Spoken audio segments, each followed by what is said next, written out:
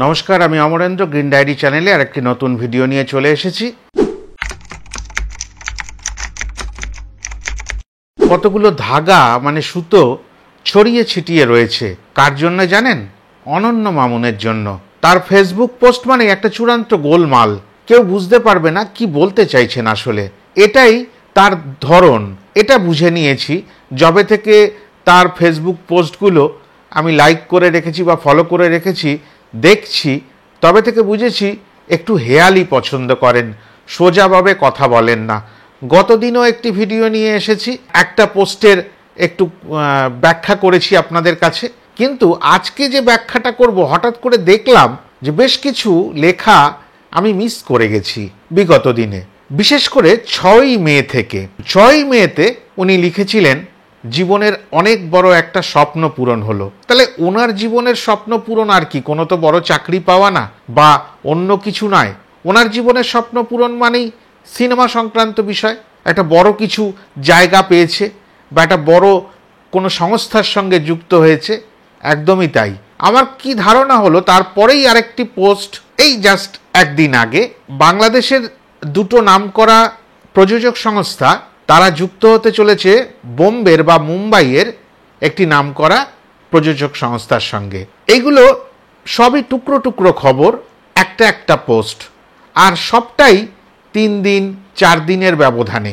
মনে করে দেখবেন আপনারা যারা দেখেছেন, 9th মেতে একটা পোস্ট করেন, তাতে কোনো ইঙ্গিত করেননি, শুধু অশোক ধানুকা মানে এসকে মুভিজ যে মালিক তাকে পাপা বলে তাকে নিয়ে অনেকগুলো ভালো কথা বলেছেন, যে আমি পাপা বলি, তাকে সম্মান করি, সেও আমায় সন্তানের মতো স্নেহ করেন, এইসব নানান কথা বলেছেন।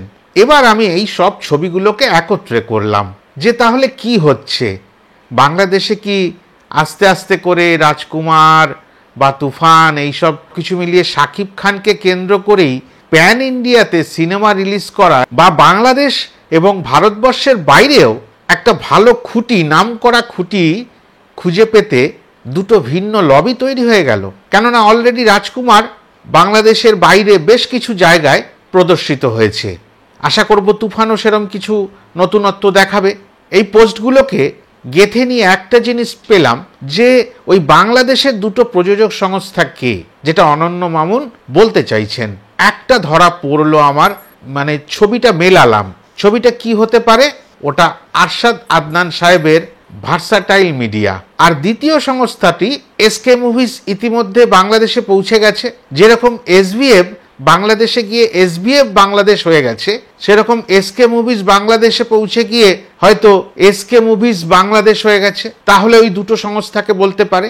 আর নয়তো অনন্য মামুনের সঙ্গে আরেকটি সংস্থা, সেটা ততটা নাম করা না, তার ডিস্ট্রিবিউটারশিপ নিয়ে তার একটা অভিজ্ঞতা রয়েছে, অ্যাকশন কাট এন্টারটেনমেন্ট, এরও একটা যোগসূত্র থাকতে পারে। তাহলে মোটামুটি এই তিনটে, মানে ভার্সাটাইল মিডিয়া, অ্যাকশন কাট আর এসকে মুভিজ বাংলাদেশ, এই তিনটের মধ্যে যে কোনো দুটো সঙ্গে, তাহলে বোম্বেতে গিয়ে যেটা স্বপ্ন পূরণ হলো সেটা কে?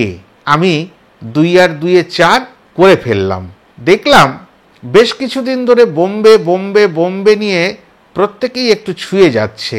মানে প্যান ইন্ডিয়া রিলিজ করতে গেলে একটা বোম্বের খুঁটি লাগে, এবং সেটা সম্ভবত ধর্মা প্রোডাকশন, মানে করণ জোহরের প্রোডাকশন হাউস।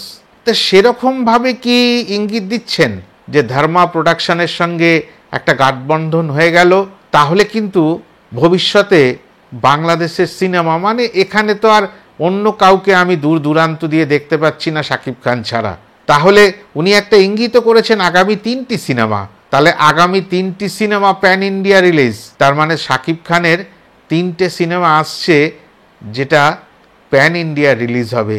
আর প্যান ইন্ডিয়া রিলিজ হওয়া মানে ধর্মা প্রোডাকশনের হাত ধরে, করণ জোহরের হাত ধরে সে কিন্তু বিদেশ অভিমুখী হবে। যে ছবিগুলিতে একসময় শাহরুখ খানের মতন নায়ককে দেখতে পেরেছি, সেই সময় বেশি দেরি নেই যে হিন্দি ছবিতে শাকিব খান চলে গেলেন, পৌঁছে গেছেন বাংলাদেশ থেকে বেরিয়ে কলকাতা টপকে, হায়দ্রাবাদের শুটিং টপকে আস্তে আস্তে করে বোম্বের প্রান্তরে। সেটা মনে হচ্ছে সত্যি হয়ে গেছে। আর যদি সেটা সত্যি হয়, তাহলে কিন্তু এপার বাংলা ওপার বাংলা দুই বাংলার জন্যেই সেটা ভালো হবে। কেননা আবারও বলছি, যতই হোক শাকিব খান কিন্তু বাঙালি। বোম্বের কলাকুশলীরা তারা কিন্তু তাকে বাঙালি হিসেবেই জানবে। সে বাংলাদেশের বাঙালি না পশ্চিম বাংলার বাঙালি বলে খুব একটা ফারাক করবে না। আর তাতে বাংলা সিনেমার জগতের, বিশেষ করে কমার্শিয়াল সিনেমার জগতের উন্নতি হবার একটা সম্ভাবনা রয়েছে। এবার বললাম না দুটো দল বা লবি হয়ে যেতে পারে, তাহলে আর একটা লবি কাদের? পরিষ্কার আপনারাই উত্তর দিয়ে দেবেন। রায়হান রাফি, চরকি, আলফা আই আর SVF বাংলাদেশ, এরা কিন্তু একটা পরিবার।